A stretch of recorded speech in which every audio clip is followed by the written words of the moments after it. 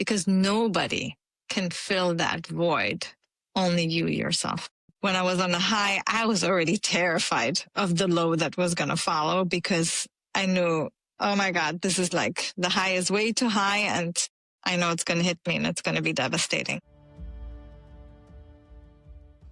Thanks for listening to Guidance in Recovery. I'm Keegan Reed, and every week I speak with guests to honestly explore recovery, sobriety, the struggles that come with it, and find things to help us in our recovery journeys. In this episode, we're sitting down with the incredible Naomi Morad. She's a trauma-informed psychosomatic practitioner and survivor of trafficking who turned her deepest wounds into a healing potion for others. Stick around to find out how your body holds a secret to your recovery. You're right. I, for the longest time, wanted someone to come along and say, hey, it's going to be okay. We got this. We're going to make it through and everything. But even whenever I did kind of hear a similar message, or maybe even those words from someone else, it still wasn't like, you understand, like, I can believe that we're in this together kind of thing. There was always something still lacking that was like, okay, I hear you, but I don't feel you, I guess. Exactly. Because nobody can fill that void, only you yourself. Okay. So filling the void, and I mean, that's a strange concept too, because the void is usually like emptiness and nothingness, right? But that nothingness is that split. It's that separation from ourselves. And then in that separation, there's this nothingness. There's that hollowness. Huh. Oof. That's kind of making me sad for some reason. And I mean, it's interesting because we look to fill that hole with anything and everything else. And so I know in our previous conversations, like, you talk about disassociation and how it was actually used as a coping mechanism of sorts. And so that could kind of, would that be on the same line as someone like myself that turned to alcohol to kind of fill the hole? For sure. For sure. And when you create that split, that's the dissociation, because it's so painful in that moment, what's happening, that the best way to protect yourself is to create that split. Basically, the dissociation is a protective mechanism. Okay. And yes, the part that goes drinking or takes drugs is that dissociated part that is in that void, in that hole. Gotcha. Oof. So one of the things that someone I spoke to recently, Sarah Potter, she said that in recovery, she's learned that, like, her uncomfortable feelings aren't going to kill her. And I was like, you have a really good point, because I mean, it's one of those things that whenever we're so young and whenever we go through something so traumatic or painful, it feels like it's going to kill us. And I guess that's why that survival mechanism just kind of kicks in, right? True. But matter of fact is, you're still sitting here and I'm still sitting here, regardless of what we've been through. That means we already survived it. It's not really happening anymore. But it feels like it's still happening, because there are still parts frozen in that pain, still parts that are split off. Okay. So, oh man, it's so strange that it's like it just gets frozen in time. So, like, it makes me feel like time is really just not what we think it is. We can definitely have a whole discussion about time. Well, I mean, so it's strange because we have to both go back for ourselves, and we also have to be there for ourselves and kind of let our inner child, or let the split version know, like, hey, we made it through. But a lot of the times there's still guilt kind of there, right? Like, one version of guilt is like, why did I let myself do this to myself? Another version is like, well, if that happened, then why did it happen anyways? And I mean, there's a lot to it. So I can definitely see why this is a process. It's not just like, oh, hey, come in and we're going to talk about this one thing and you're good to go forever. Because just because we heal a root doesn't necessarily, or we clear the root, doesn't necessarily mean that another one could come and take its place of sorts, right? Yes, and exactly. And we heal through layers. It's like, I'm sure you've heard of that analogy of the onion. You peel off the layers of the onion, but it's really like that. It's like there's so many layers, and I believe that at each given point in time, our subconscious allows for trauma to surface that we're ready to cope with, and nothing that we're not ready yet to cope with will ever show up. Yeah. I've seen that over and over and over again with my clients, even with myself, that certain things will only surface. Like, even though I've dealt with so much, there's certain memories that will only surface, even now, today, like even this week, like last week, I had memories surface that I couldn't believe that I was still dissociated from that. And I've been doing this work for so many years, but it was such a painful memory that entailed so much that I was only ready to cope with it now. And that's okay. There's no shame, and our subconscious will do whatever it takes to keep us safe. And we will process whatever we're ready to process. Okay. I love that. And I mean, that sounds exactly kind of what I've been going through, because whenever I look back at my story, it's not that the story and the facts have changed. It's the way that I interpret it and the way that I'm able to handle it, and sometimes it is like, oh, I did really kind of handle that shittily. Or sometimes it's like, maybe I could have done a little bit better, but at the same time, I can only say that because my perspective has grown, has increased. I can't blame myself for things I didn't know back then. And that's one of the really hard things to kind of cope with, is like, well, damn it, I should have known better, but I didn't really know anything whenever I was like 3 years old. Sure. We didn't know. We do the best that we can at each given point in time. The best as a 3-year-old is not the best as a 20-year-old or a 30-year-old or later on in life. Like, we grow, and as we grow also, now people even go back often to the same memory over and over again. Every time they go back to that memory, they access another part, another layer that they weren't able to cope with before. Or they uncover another thing that happened that day that they weren't able to look at before because it was so painful. So even within a memory, there's so many feelings and emotions, so many layers to that it takes time. And that's, again, in trauma, we say slow is fast. Okay. Because when we try to rush through our healing, it just doesn't work. We'll hit a wall, and then we'll say, oh, it's all too much and I don't want to do this crap. This is not helping me, because we go into our overwhelm. So it's really being attuned, what your pace is, and it's okay. Yeah.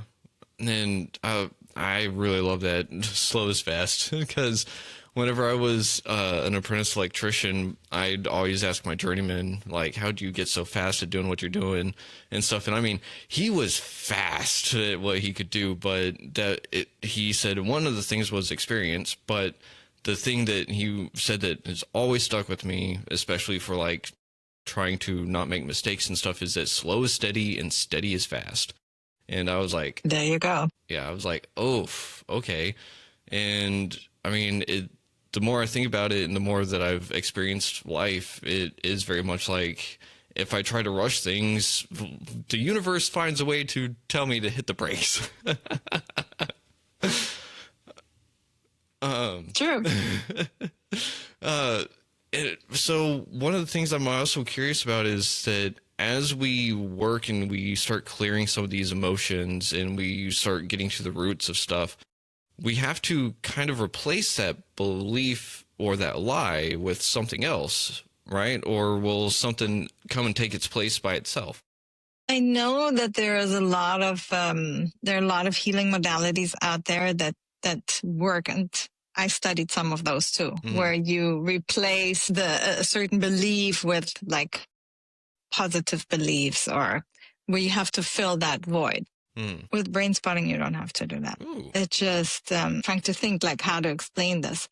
In brain spotting, it's our nervous system regulates itself and like brings itself back to balance.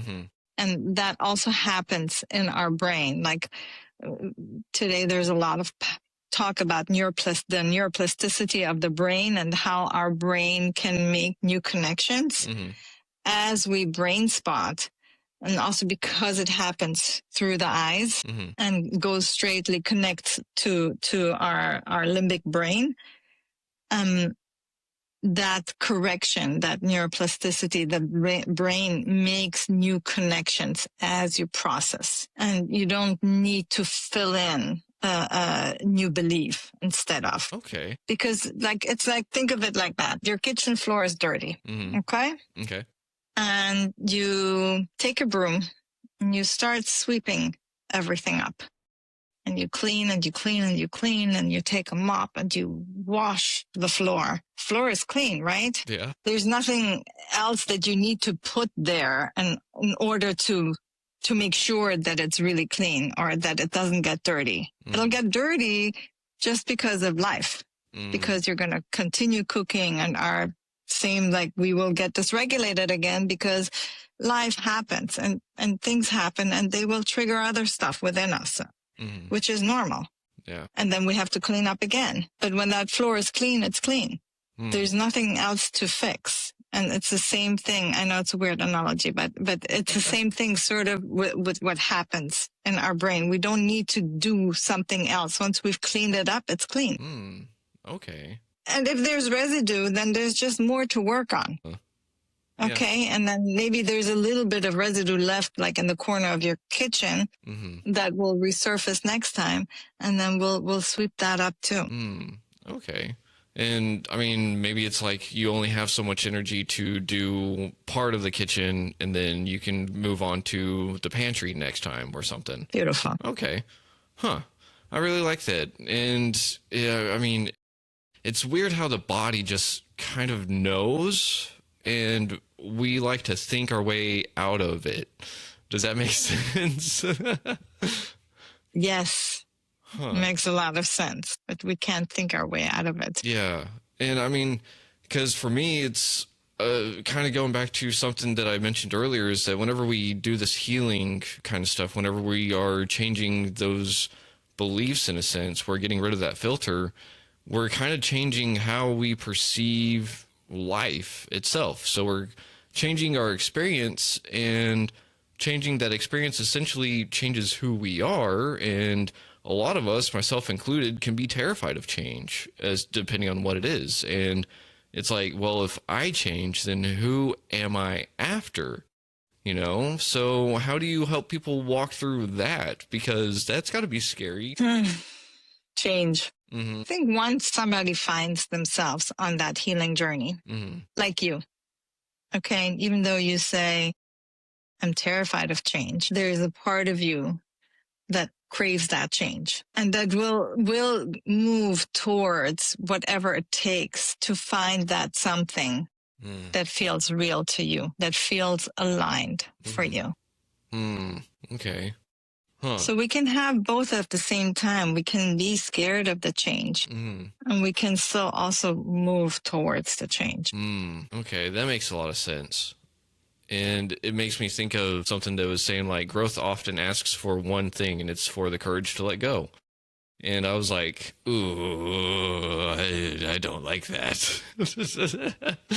Because, I mean, growth is asking for me to let go of those lies, let go of those old things that kept me small, that kept me hidden. It's just crazy to think that we kind of create that feedback loop to where, like, oh, I feel this way, or like I hurt my elbow, and now everything is affecting that spot. And do you think that that's kind of like early signs of like, hey, you need to address this right now, or is that something else? It definitely means you need to address this, but sometimes it takes people years or a lifetime to address this. And they're just so used to that pain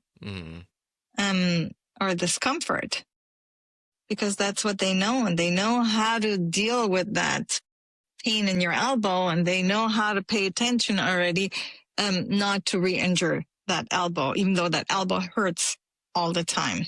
But actually looking at the pus in that elbow is really scary. And I think that's what you mentioned before, that fear of change.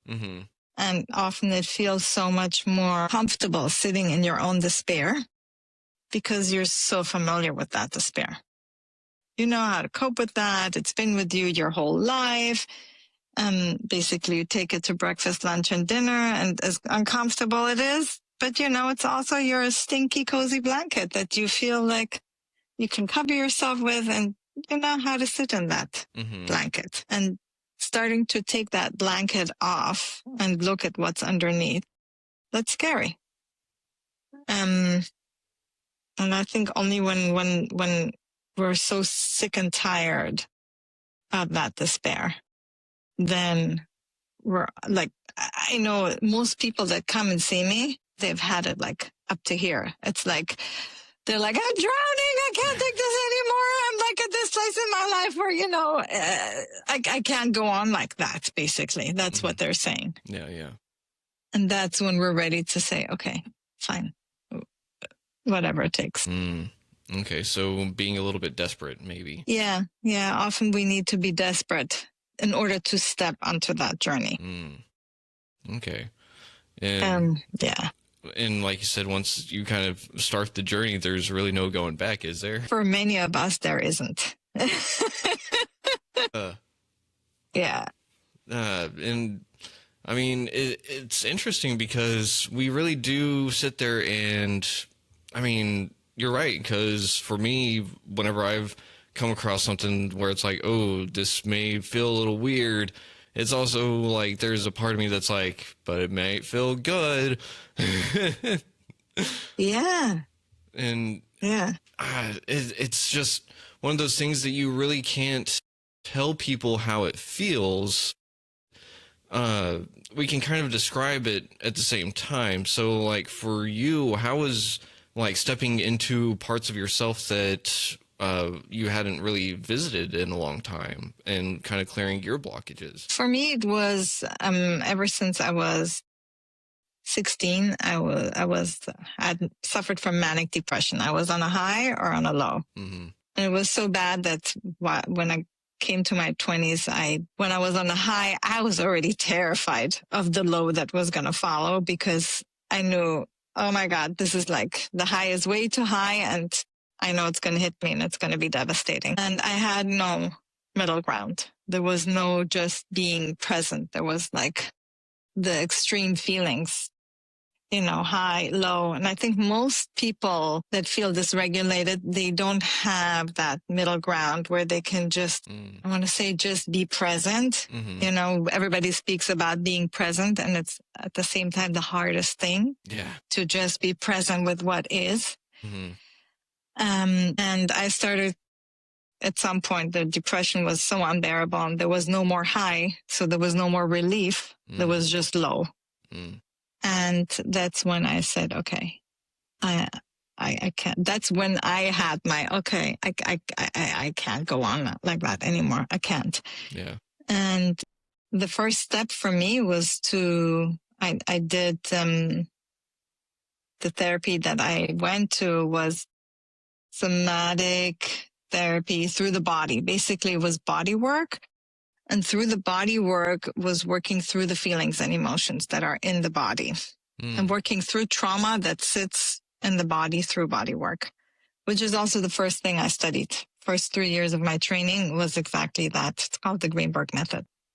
That was really the first time that I learned about awareness and paying attention. Okay, I'm depressed now. I wasn't depressed 10 minutes ago. I'm depressed now.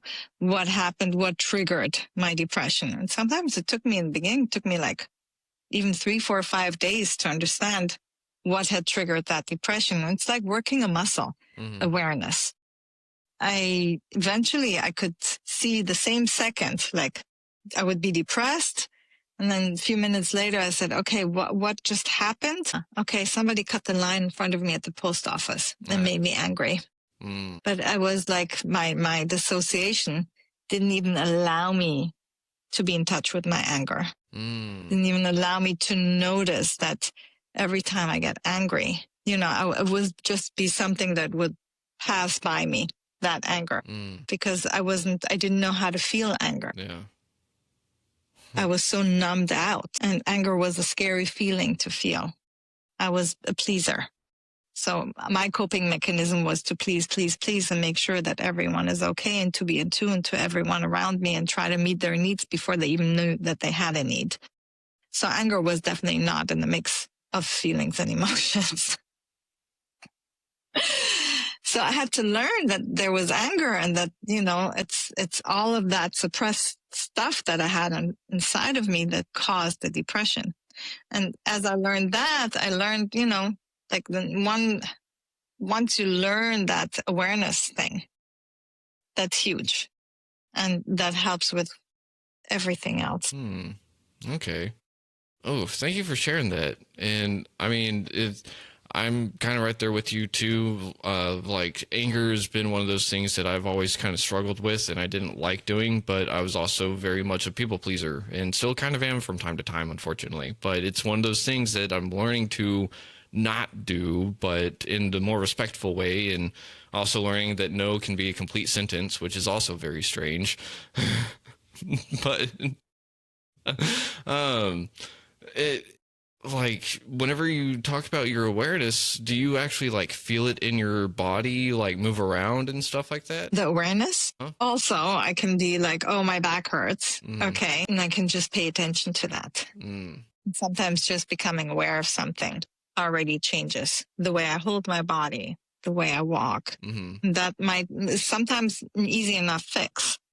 So it can be physical. You can notice some things in your body. I don't always have an answer why I feel the way I feel, until now. Sometimes it takes me a while to figure out, okay, what triggered this when it's still dissociated parts of me. It can take me longer to get to the root cause of it. And it might take sometimes a week or a few weeks to resolve something because it's still layered, but it shows up. That means it's calling my attention. It's brought in my awareness. Hey, there's an issue. Something here wants my attention and needs to be dealt with. And then I can take care of it. Okay. Oof. Thank you. And I hope that, I hope other people can really start to be a little bit more aware of themselves, especially after this conversation, because unfortunately we are near the end of this episode. I did forget to ask real quick, where can people find you if they're looking for your help? They can find me. The easiest way to find me is through my website, naomimorad.com. Okay. And I work both in person and virtually. I work with people, to be honest, all around the world. And I see people in my office here in Atlanta where I live. And I always invite whoever reaches out, I invite people for an intro call, free of cost, just to get to know each other, see if we're a good fit, and if they have questions, and we take it from there. Awesome. Thank you for sharing that. I wish that this was one of those conversations that I had way back when, and it's one of those that I also have to remind myself that even if I had this conversation, or even if I heard this conversation back then, it wouldn't have stuck like it does now. That's true. That's true. And thank you so much for having me for the third time. I love being on your show. I love talking to you. It's always fun, always interesting. And yeah, really huge thank you. Yes, it's both ways, honor and a pleasure. And I mean, it's amazing work that you do for the world, because whenever we can work on ourselves and get better for ourselves, that's how we can make the world a little bit of a better place for those around us too. And hopefully Yeah, and hopefully not go causing some of the same pitfalls for others that we fell into our first time too. And because hurt people, and healed people heal people, or at least prevent the hurting from happening as best as they can. It's so true. Hurt people, and the more we heal, people heal also through us just by being in our presence. Mm-hmm. Yeah, and it's one of those things that we experience it whenever we're ready to experience it. And yes. Definitely. I just hope some people out there are desperate enough to try something new, to receive some information that may be coming from left field from them, and just be able to understand that it's okay. Like, it's okay to have that pain from the past. It's okay to want to change. It's okay to want to heal. It doesn't mean that something's wrong or broken. It's just that we told ourselves an incorrect story a long time ago. Exactly. Well, Naomi, again, thank you for being on the show. And everyone out there, thank you for listening on WDJY 99.1 FM. And as always, try to love yourself, love others if you can, but you got to try to love yourself first. Try to be your favorite version of yourself today. And if you're having a mental health crisis, you can dial 988, text 741-741, and we'll see y'all in the future. Shalom.